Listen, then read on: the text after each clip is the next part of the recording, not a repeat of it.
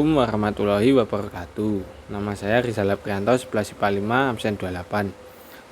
Saya akan mempresentasikan tentang kesehatan reproduksi pada manusia dan menjaga kesehatan reproduksi. Pertama, penyakit dan gangguan pada reproduksi. Penyakit pada sistem reproduksi pada umumnya terjadi akibat infeksi mikroorganisme yang tentunya penyakit ini dapat menular melalui hubungan seksual. Oleh karena itu, penyakit tersebut disebut PMS atau penyakit menular seksual. Selain melalui hubungan seksual, PMS dapat ditularkan oleh cairan darah melalui jarum suntik atau transfusi.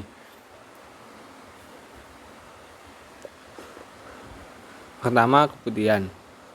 Keputihan disebabkan oleh bakteri Chlamydia trachomatis atau jamur Candida albicans.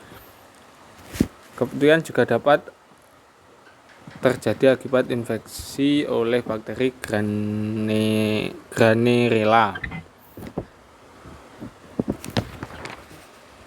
Kemudian Gurune atau GO, penyakit menular seksual yang umum dan disebabkan oleh bakteri bernama Neisseria gonorrhoeae dan atau Gonococcus, dan penyakit ini dapat menyebabkan kemandulan. Gejala pada pria terjadi antara lain rasa sakit pada saat kencing, keluarnya nanah kental kuning kehijauan, ujung penis tampak merah dan agak pekak. Kemudian sifilis atau raja singa, penyakit ini disebabkan oleh Treponema pallidum. Penyakit ini mempunyai masa tanpa gejala berlangsung 3-4 minggu, kadang-kadang sampai 13 minggu. Selanjutnya timbul benjolan di sekitar alat kelamin.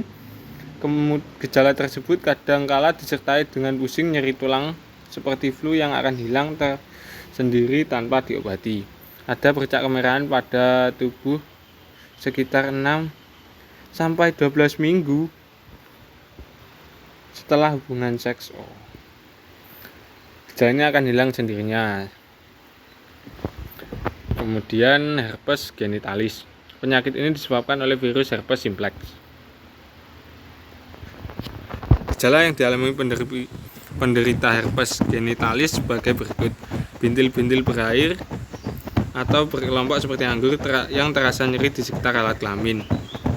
Bintil-bintil tersebut kemudian pecah dan meninggalkan luka yang kering mengerak, tetapi luka tersebut dapat hilang sendiri. Gejala dapat kambuh lagi apabila faktor pencetus stres, menstruasi, dan minum atau makanan beralkohol, tetapi tidak senyeri tahap awal. Pada wanita sering mengakibatkan kanker mulut rahim beberapa tahun kemudian.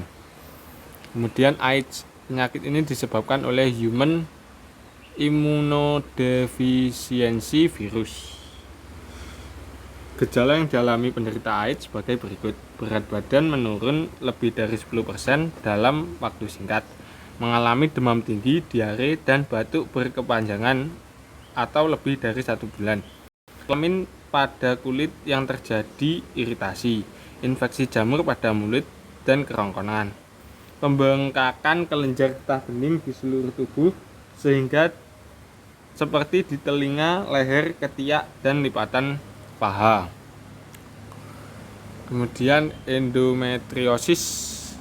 Endometriosis merupakan gangguan atau kelainan pada sistem reproduksi wanita yang ditandai tumbuhnya jaringan endothelium di luar uterus, misalnya pada ovarium dan ovado.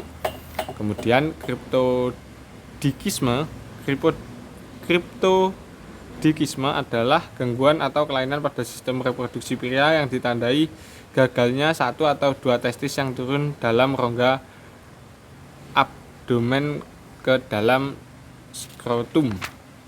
Kemudian amenore adalah gangguan reproduksi pada wanita yang ditandai tidak terjadinya menstruasi. Amenore dibedakan menjadi 2, yaitu amenore primer dan amenore sekunder. Mioma atau kista.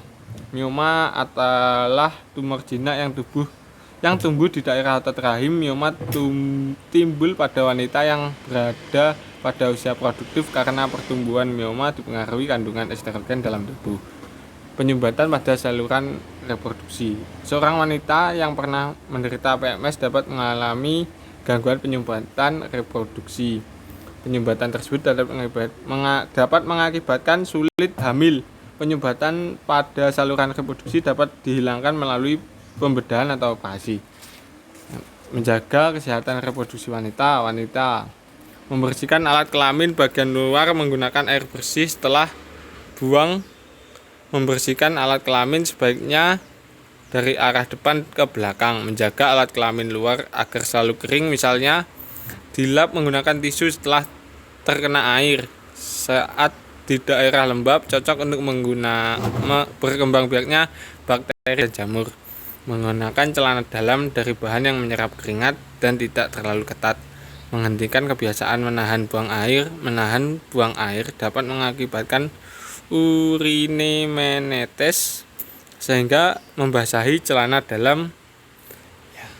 Apabila menggunakan obat-obatan antiseptik cukup 2 minggu sekali, yaitu di pertengahan kanker dan siklus menstruasi. Tidak memberi bedak pada daerah vagina karena dapat menimbulkan segera memastikan diri ke dokter apabila ada keluhan. Menjaga kesehatan reproduksi pria. Pertama, kesehatan sistem reproduksi pria dapat dijaga dengan beberapa cara seperti berikut. Mengurangi kebiasaan mandi dengan air panas. Suhu panas dapat mengganggu spermatogenesis. Melakukan pemeriksaan organ reproduksi secara rutin sehingga jika terjadi kelainan dapat segera ditangani. Melindungi testis sehingga selama beraktivitas, misalnya tidak menggunakan celana terlalu ketat. Menghindari minuman beralkohol dan rokok. Menerapkan pola hidup sehat, misalnya mengonsumsi makanan bergizi, cukup olahraga, dan menciptakan ketenangan psikis.